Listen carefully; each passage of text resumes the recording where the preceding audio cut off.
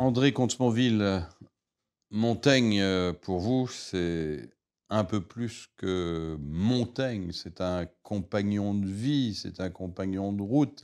C'est quelqu'un qui vous a accompagné depuis 30 ans et peut-être plus. Et vous avez même énoncé un jour cette phrase: «Je suis humaniste au même titre que Montaigne». Donc c'est à la fois un point de naissance et un point d'aboutissement, Montaigne. Oui, mais vous savez, nous sommes nombreux dans ce cas-là. C'est que les gens, Stefan Zweig l'a dit, mais après des tas d'autres, mais quand on lit Montaigne, on ne peut pas s'empêcher d'avoir le sentiment de rencontrer un ami. Et c'est ça peut-être le plus singulier dans cette œuvre formidable que sont les essais, c'est la rencontre entre l'admiration pour le génie d'un écrivain d'exception et la sympathie pour quelqu'un qui en effet devient un ami. Mais en même temps, moi, je l'ai lu assez tard, hein, bien après avoir lu Épicure, Descartes, Spinoza, Kant, que sais-je. J'ai dû le lire à 30, 32, 33 ans, donc j'étais déjà prof de philo depuis plusieurs années. Et c'est vrai que ça m'a fasciné. Alors, la formule que vous citez, c'est vrai, j'ai souvent tendance, quand on me demande de résumer mes positions, il m'arrive souvent de dire que je suis matérialiste au même sens qu'Épicure, rationaliste au même sens que Spinoza et humaniste au même sens que Montaigne. Et la difficulté étant de faire tenir ensemble dans une pensée cohérente ces trois notions, le rationalisme, le matérialisme et l'humanisme. Mais c'est vrai que de ces trois auteurs que je viens de citer, alors finalement, philosophiquement, je suis plus proche d'Épicure ou de Spinoza que de Montaigne. Sauf que humainement, intellectuellement, je dirais même affectivement, plus ça va, plus Montaigne m'importe davantage encore que les deux autres, que je continue évidemment d'admirer. Alors, qu'est-ce qui vous a incité à accepter d'écrire un dictionnaire amoureux, enfin, qui demande pour le moins des entrées pour le moins différentes et variées? Ben moi d'abord, j'aime les dictionnaires. J'ai écrit un autre livre que j'ai appelé Dictionnaire philosophique. J'aime les dictionnaires, mais je n'avais jamais pensé à faire un dictionnaire amoureux. Il se trouve que mon ami Claude Capelier, qui venait d'être nommé avec d'autres à la direction de cette collection prestigieuse des dictionnaires amoureux, m'appelle il y a peut-être 2 ans et me dit: «Écoute, je m'occupe de la collection des dictionnaires amoureux depuis peu. Tu es la première personne que j'appelle. J'aimerais beaucoup que tu en fasses un». Et j'étais touché déjà de cette proposition, intéressé parce que j'adore les dictionnaires, restait à trouver un sujet. Euh, alors Claude m'a proposé un dictionnaire amoureux de la sagesse, ça m'a paru une très mauvaise idée, j'avais déjà donné. Bon. Et donc je lui ai dit, écoute, j'y réfléchis, je te rappelle dans quelques jours. Je commençais à réfléchir et bizarrement, le seul sujet qui m'est tenté, mais alors follement, c'était Montaigne. 20 ans plus tôt, j'aurais peut-être fait un dictionnaire amoureux de Spinoza ou d'Épicure ou que sais-je, mais là, d'évidence, c'était Montaigne. Alors pourquoi Montaigne? D'abord parce que c'est un écrivain de génie. Le plus grand écrivain français, disait André Gide, qui s'y connaissait en littérature. Moi, je dirais l'un des deux plus grands écrivains français, le second étant Victor Hugo, mais ça dit assez à quel niveau on se situe. C'est un écrivain de génie qui, par ailleurs, est un immense philosophe, ce que n'est pas Victor Hugo, même si Victor Hugo touche aussi à la philosophie par moments. Mais là, il est vraiment philosophe de façon très singulière parce que, comme je l'évoquais dans l'élément biographique de notre rencontre, c'est un philosophe qui ne croit pas tout à fait à la philosophie et qui, en un sens, n'en philosophe que mieux. On pourrait presque dire c'est un philosophe sans philosophie, au sens où il n'a pas de doctrine toute faite, ni même de doctrine à faire. Vous savez ce que dira Wittgenstein au XXe siècle. Wittgenstein écrit « La philosophie n'est pas une doctrine, mais une activité ». Eh bien ça, c'est tout à fait montagnien. À la limite, il n'a pas de doctrine du tout, mais il pratique à merveille l'activité philosophante. Un écrivain de génie, un immense philosophe. Mon ami Svetan Todorov disait Montaigne, c'est celui qui a lu tous les anciens et que tous les modernes vont lire. Et donc, à ce titre, Montaigne, c'est la plaque tournante de l'Occident. C'est là où s'invente notre modernité. C'est le premier philosophe moderne, beaucoup plus que Descartes, contrairement à ce que prétendra Hegel. Immense écrivain, écrivain de génie, immense philosophe. et un homme formidablement attachant, ce que j'appelais rencontrer un ami en lisant Montaigne. Et c'est vrai que les génies sympathiques, ça ne court pas les rues. Il n'est pas le seul. Hein. Hume est un génie sympathique. Aristote, pour moi, est un génie sympathique. Mais ce n'est pas le cas de tous les génies, tant s'en faut. Voilà. Donc la rencontre entre la philosophie, la littérature et l'humanité au plus haut niveau, ça fait quelque chose de tout à fait exceptionnel. C'est Léon Brunswick qui disait que les essais, c'est le livre le plus original du monde. Et au fond, je crois que c'est vrai. Et c'est parce qu'il est totalement original, totalement singulier, hein, c'est moi que je peins, comme dit Montaigne, que c'est aussi l'un des livres les plus universels de tous les temps. Alors, Montaigne, actuel ou inactuel? Je sais que vous aviez pris des distances à un moment de votre carrière philosophique par rapport à Nietzsche. Pourquoi nous ne sommes pas nietzschéens? Mais cette question quand même se pose, parce que Montaigne, humaniste, on entend. Mais par exemple, si je prends l'entrée amitié, amour, bon, deux thèmes que vous aimez bien et que vous avez souvent traités dans vos conférences et dans vos livres, c'est pas très enthousiasmant. Il préfère l'amitié à l'amour et la passion au couple. Oui, pourquoi pas, mais disons aujourd'hui, je dirais, où la conjonction, disons, de la jouissance et de l'amour est encore fort réclamée, disons, dans le couple, qu'on le veuille ou non. C'est-à-dire, il y a quand même encore une mythologie du couple. Est-ce que vous pensez que Montaigne peut être, non pas un guide, mais disons un moraliste qui nous parle aujourd'hui sur ces questions? Montaigne déconstruit, comme on dit maintenant, toutes les mythologies. Donc si c'est la mythologie du couple qui vous intéresse, ce n'est pas la peine de lire Montaigne. Il n'y a pas moins mythologue que Montaigne. D'ailleurs, il reproche aux poètes d'exagérer toujours à propos de l'amour, et je pense qu'il a raison, en vérité. D'autre part, alors c'est vrai, c'est ce que je dis au début de l'entrée amour-amitié, là j'en parle ensemble dans les mêmes entrées parce que Montaigne en parle ensemble. Hein. Le plus beau texte écrit par Montaigne sur l'amour, au centre de la passion amoureuse, se situe dans le chapitre de l'amitié. Et au fond, il pense les deux concepts, l'amour et l'amitié, par différence l'un avec l'autre. Et donc je fais la même chose, sauf que, vous l'avez rappelé à l'instant, Montaigne préfère l'amitié à l'amour. Moi c'est l'inverse, je préfère l'amour à l'amitié. Et s'agissant d'amour, Montaigne préfère la passion amoureuse au couple. Moi, c'est l'inverse. Je préfère le couple à la passion amoureuse. Moyennant quoi, justement parce qu'on n'est pas d'accord, lui et moi, si j'ose dire, Montaigne m'a aidé à y voir plus clair sur mes propres positions. Parce qu'au fond, je disais lire Montaigne, c'est rencontrer un ami. Mais un ami, c'est pas quelqu'un avec qui on est toujours d'accord, c'est quelqu'un avec qui on a plaisir à dialoguer, à discuter. Et voilà, et Montaigne n'essaye pas de vous convaincre qu'il a raison, il n'essaye pas de vous imposer une doctrine ou une idéologie. Il vous dit tranquillement, simplement, librement, ce qu'il juge être vrai au moment où il l'écrit. Et libre à vous après de rebondir là-dessus pour essayer de forger votre propre position. Donc voilà, il n'y a pas de mythologie de l'amour, mais ça tombe chez Montaigne, mais ça tombe bien parce que je n'ai aucun goût pour la mythologie. Entrée bonheur, vous écrivez, Montaigne est moins doué pour le bonheur qu'on ne le croit, mais plus qu'il ne le dit. Là encore, il y a un balancement. Oui, mais parce que c'est très vrai. On imagine souvent Montaigne comme formidablement doué pour le bonheur. Il se réveille en chantant, pas d'angoisse, c'est tout le contraire. Montaigne dit lui-même qu'il est plein de soucis, d'angoisse, et qu'il a un petit bobo quelque part, ça lui gâche sa journée. Il passe son temps à désirer ce qu'il n'a pas, à s'ennuyer de ce qu'il a. Bref, il est comme vous et moi, si vous voulez. Donc beaucoup moins doué pour le bonheur qu'on ne le croit, mais plus qu'il ne le dit, parce que tout ce que je viens de dire là est parfaitement vrai. Et pourtant, il écrit aussi à propos de la mort de la Boétie que, mis à part la mort de la Boétie, son meilleur ami, sa vie fut formidablement agréable, douce, sans grande souffrance finalement.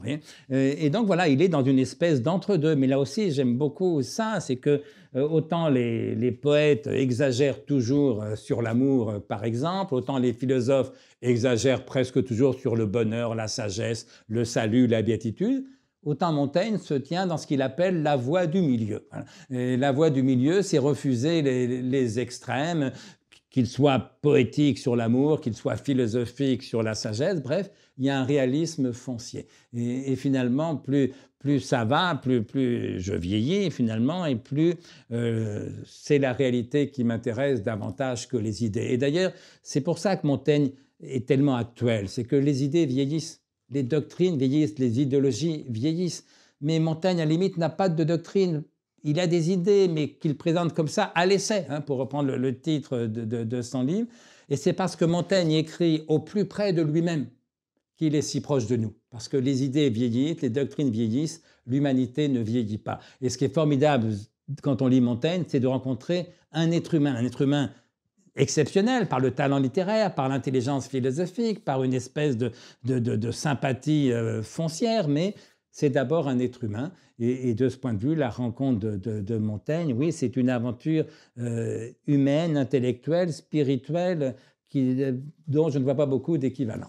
Alors prenons une autre entrée, branloire. Une entrée assez courte, le monde est une branloire pérenne, disait Montaigne, je crois. Et vous dites à ce sujet, le nom montagnien du devenir, c'est justement celui-ci, branloire. Est-ce qu'il n'y a pas une filiation quand même Montaigne-Nietzsche sur ce point? Chez Nietzsche, l'être et le devenir marchent ensemble, j'allais dire. Ici, il y a quand même, chez Montaigne, de façon récurrente, disons, affirmé aussi cette adéquation entre l'être et le devenir. Mais bien sûr, il y a une filiation, mais dans le sens où Nietzsche s'est reconnu dans Montaigne. Mais non, le premier, c'est Montaigne. Bref, Nietzsche et Montaigne sont des philosophes du devenir. Comme Héraclite. Et au fond, si on voulait trouver un père aux deux, ça serait évidemment Héraclite. Mais c'est un peu ce qui me gêne chez Nietzsche, c'est que tout ce qu'il dit de vrai se trouve chez d'autres, chez Montaigne pour ce qui est du devenir, chez Spinoza pour ce qui est de l'immanent, de l'affirmation, de la joie, etc. Et ce qu'on ne trouve que chez lui est insupportable ou ridicule. Le surhomme, dépasser l'être humain, la volonté de puissance, etc. Et donc voilà, évidemment qu'il y a des tas de choses qu'on trouve chez Montaigne, qu'on retrouvera chez Nietzsche, mais pourquoi les chercher chez Nietzsche alors qu'elles sont tellement mieux dites chez Montaigne? Alors, Montaigne, c'est donc un philosophe du devenir, c'est un philosophe de l'impermanence. D'ailleurs, moi, il y a une entrée zen aussi dans mon dictionnaire amoureux de Montaigne, parce que je pense que Montaigne, à bien des égards, est plus proche des penseurs orientaux, notamment bouddhistes, que des penseurs occidentaux. D'ailleurs, je raconte une anecdote, il y a une entrée Chine aussi. Oui. Un jour, je faisais un débat avec le sinologue François Julien sur le bonheur. La commande, c'était de exposer la conception chinoise du bonheur, moi les conceptions occidentales du bonheur. Bon, ça se passe très bien, mais nos deux exposés étaient parallèles, on ne parlait pas de la même chose. Sauf que dans le débat, et ça n'était pas prévu, on s'est trouvé d'accord pour dire que Montaigne était le plus chinois des penseurs occidentaux. Parce que c'est un penseur de l'immanence, alors qu'en Occident, on préfère la transcendance. C'est un penseur du devenir, alors qu'en Occident, on préfère l'immuable. C'est un penseur qui aide à prendre la vie comme elle est plutôt que d'essayer d'inventer je ne sais quelle sagesse absolue, etc. Et ça, je crois que c'est très vrai. Alors, penseur du devenir, et donc la phrase, il faut la donner dans sa littéralité, d'abord pour expliquer à quel point il est difficile de moderniser Montaigne sans perdre quelque chose de sa saveur. La phrase exacte est donc la suivante, Montaigne écrit « Le monde est une branloire pérenne. Toute chose y branle sans cesse. Les monts du Caucase, les pyramides d'Égypte, et du branle public et du leur. La constance même n'est autre chose qu'un branle plus languissant. » Formidable. Branler en vieux français, ça veut dire bouger, changer. Vous voyez, mais comment traduire la constance même n'est autre chose qu'un branle plus languissant? Si vous remplacez branle par changement, mouvement, vous perdez beaucoup de saveur. Et c'est pour ça, je le dis en passant, si on peut lire Montaigne dans le texte, c'est mieux que de choisir une adaptation, une modernisation. Vous avez raison. À condition de prendre une édition où l'orthographe est modernisée. C'est la même langue, les mêmes mots, mais modernisons l'orthographe parce que ça facilite beaucoup la lecture. Et donc voilà, Montaigne nous aide à nous guérir de la passion de l'immuable, de la passion de l'éternité qui a tellement dominé la philosophie occidentale.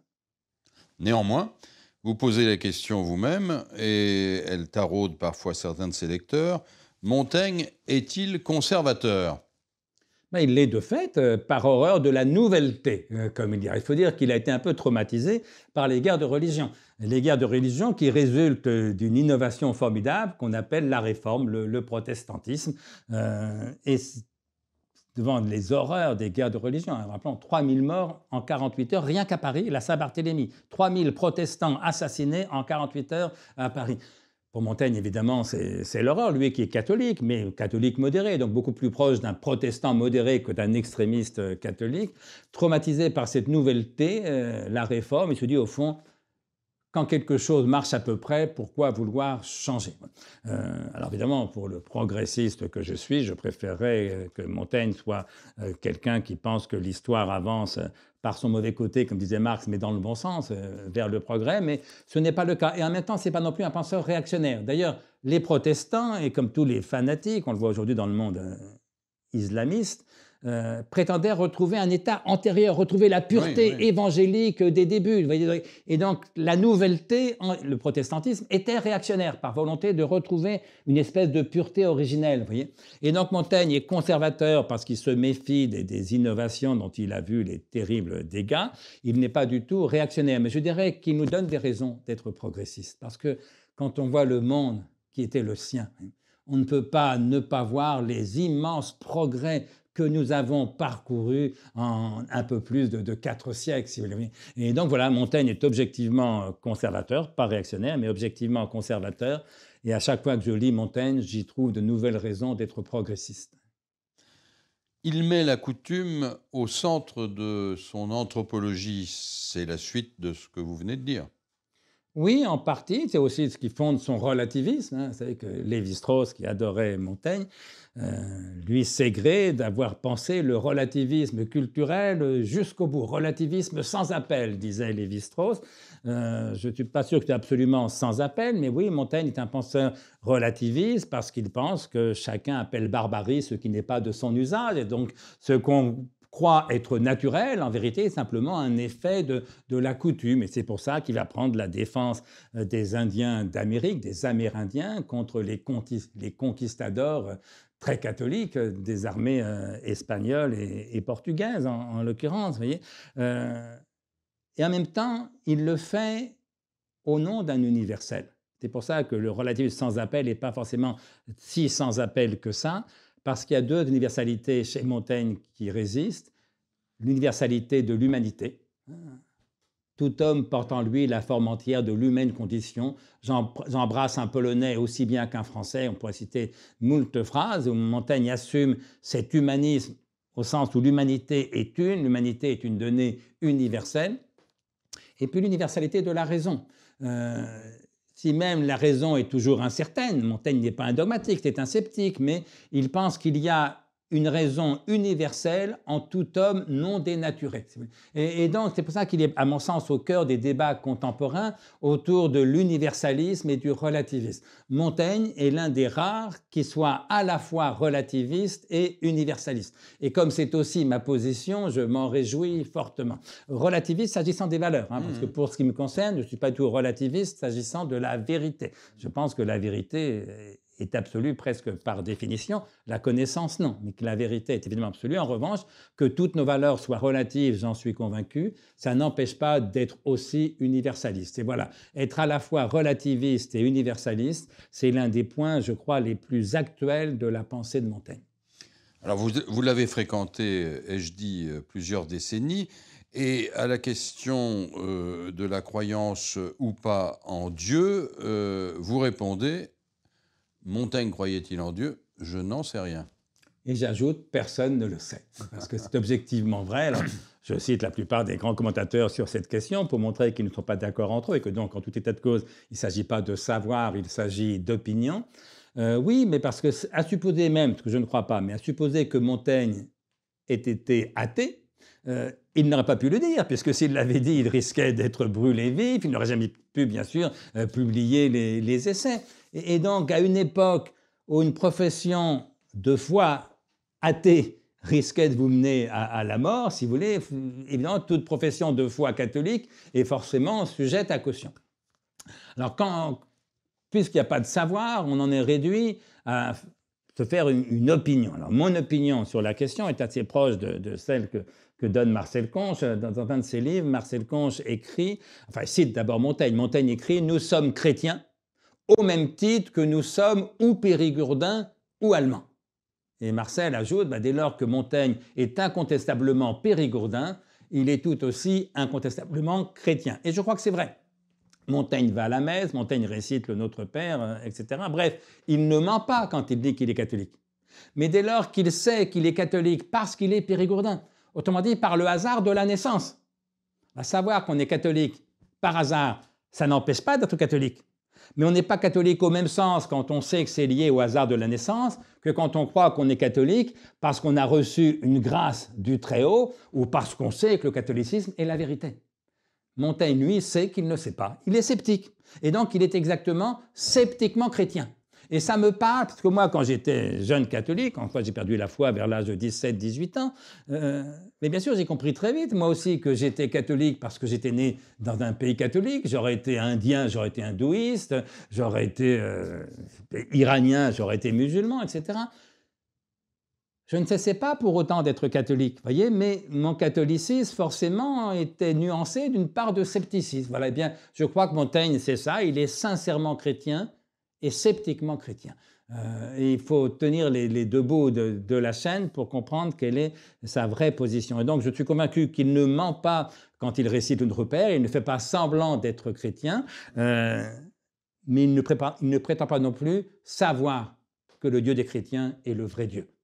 Tout au contraire, il sait et il explique qu'on ne le sait pas. Et au fond, toute l'apologie de Raymond Sebon montre que personne ne sait ce qu'il en est du vrai Dieu et que donc la foi est une affaire de foi. Et de ce point de vue, Montaigne anticipe non plus Nietzsche que vous avez dit tout à l'heure, mais Kant dit « j'ai dû limiter le savoir pour laisser place à la foi », au fond, Montaigne le faisait déjà.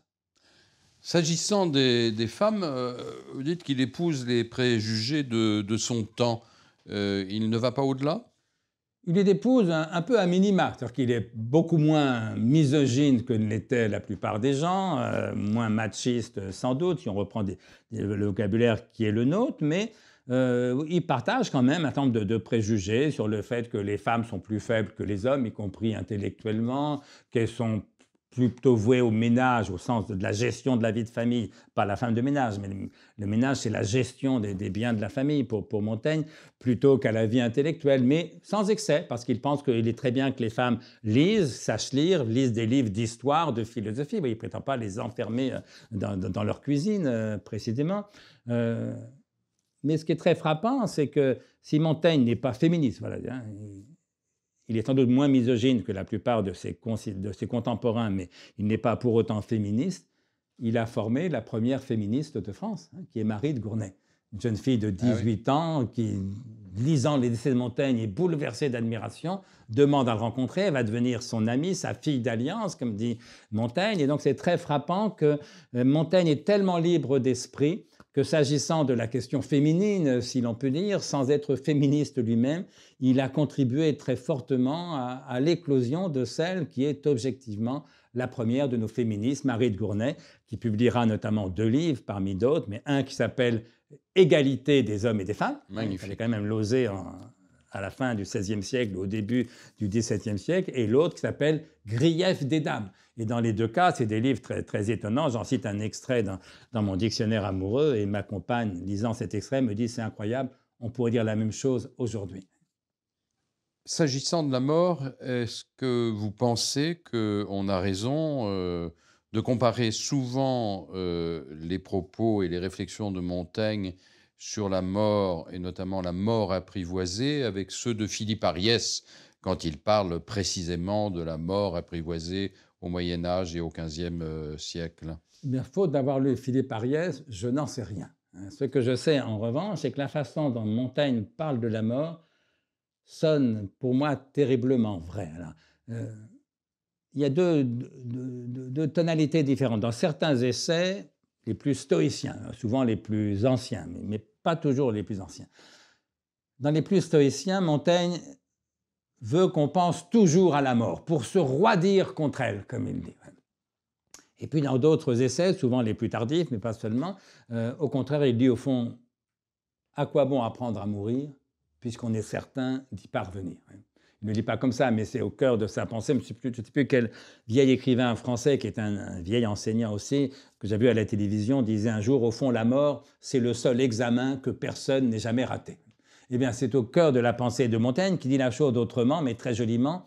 Si vous ne savez mourir, ne vous chaille, ne vous en faites pas. Nature vous en informera sur le champ pleinement et suffisamment. Je trouve ça formidable. Et donc, là où, à certains moments, il voulait qu'on pense toujours à la mort, il finit par s'y habituer tellement, par accepter tellement l'idée de la mort, qu'au fond, il l'accepte sereinement. C'est ce qu'il appelle la nonchalance. C'est la phrase de Montaigne que j'ai citée très souvent. Montaigne écrit « Je veux qu'on agisse ». Oui, parce que la sagesse de Montaigne, c'est une sagesse de l'action, ce qu'on nommait toujours. « Je veux qu'on agisse » et qu'on prolonge les offices de la vie tant qu'on peut. Et que la mort me trouve plantant mes choux, mais nonchalant d'elle et encore plus de mon jardin imparfait. Cette phrase merveilleuse dit l'essentiel en quelques mots. Montaigne nous réconcilie avec la finitude, donc avec notre mortalité, avec l'imperfection qui est notre destin définitif. Et donc il y a deux erreurs à éviter pour Montaigne, ce que j'appelle la forclusion de la mort. Ceux qui n'y pensent jamais, qui vivent donc dans l'illusion, comme s'ils étaient immortels. Alors Montaigne le dit très joliment, on va tous mourir, il ajoute « Le remède du vulgaire, c'est de n'y penser pas. Ils vont, ils viennent, ils courent, ils dansent, de mort, nulle nouvelle. » Oui, mais ajoute Montaigne, quand la mort arrive, les frappe, eux ou leurs proches, quel chagrin, quel drame, quel désespoir. Il y faut pourvoir de meilleures heures, il faut y penser plus tôt. Donc Montaigne refuse la forclusion de la mort, ceux qui oublient qu'ils vont mourir, mais il refuse aussi ce qu'on pourrait appeler en pensée de guerre l'être pour la mort, ceux qui ne pensent plus qu'à ça, comme si la mort était l'essentiel de la vie. Pas du tout. Pour Montaigne, la mort est le bout, mais non pas le but de la vie, écrit-il. Et voilà. Et donc la nonchalance montagnenne, c'est refuser ces deux extrêmes de la forclusion de la mort et de la fascination par la mort, parce que la vraie sagesse, c'est d'aimer la vie. Et à l'extrême fin des essais, dans le dernier chapitre du dernier livre, Montaigne écrit simplement « Pour moi donc, j'aime la vie ». Et je crois que ça résume la sagesse de Montaigne, dont je dis souvent que la vraie sagesse, ça n'est pas l'amour du bonheur. Contrairement à ce que certains croient aujourd'hui, pas besoin d'être un sage pour aimer le bonheur, n'importe quel imbécile est capable d'aimer le bonheur. La vraie sagesse, ça n'est même pas l'amour de la sagesse. Pas besoin d'être un sage pour aimer la sagesse. Il suffit d'être un philosophe. Philosophia, c'est l'amour de la sagesse. Sauf que la vraie sagesse, pour moi, mais c'est Montaigne qui m'a aidé à le comprendre, la vraie sagesse, c'est pas l'amour du bonheur, c'est pas l'amour de la sagesse, c'est l'amour de la vie. Heureuse ou malheureuse, sage ou pas, et bien sûr, aucune vie n'est heureuse ou sage dans son entier. Et quand je disais dans notre précédent entretien que la philosophie, ça ne marche pas, eh bien, c'est justement quand on comprend que ça ne marche pas, si on entend par là qu'elle devrait nous apporter le bonheur tout fait, un bonheur immuable, un bonheur définitif, elle nous aide en revanche à aimer la vie. Et avoir besoin de penser sa vie pour réussir à l'aimer, je crois que c'est un élément décisif de la condition humaine. Et sur ce chemin-là, Montaigne est un maître incomparable. Est-ce qu'il est justifié dans ce dictionnaire d'avoir une double entrée sur le sexe et la sexualité, sachant que la sexualité en tant que telle, c'est pas ni une notion ni un concept qui existe à proprement parler au XVIe siècle? Le mot n'existe pas, mais la chose existe. Fort heureusement, les choses n'ont pas besoin d'un mot pour exister. Donc j'ai fait deux entrées.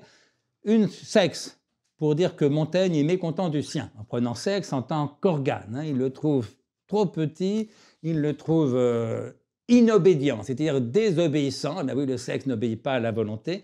Et l'âge venant, il le trouve désespérément faible. Et puis j'ai fait l'entrée sexualité pour dire, et c'est vrai, que Montaigne adore ça.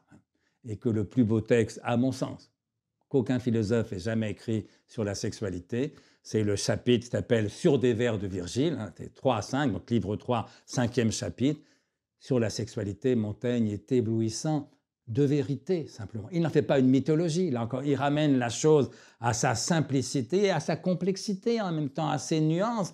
Et j'aime que Montaigne aime tellement ça, qu'il sente que, comme il le dit, mais on est tous d'accord là-dessus, c'est le plaisir le plus fort, le plus vif qu'on puisse vivre.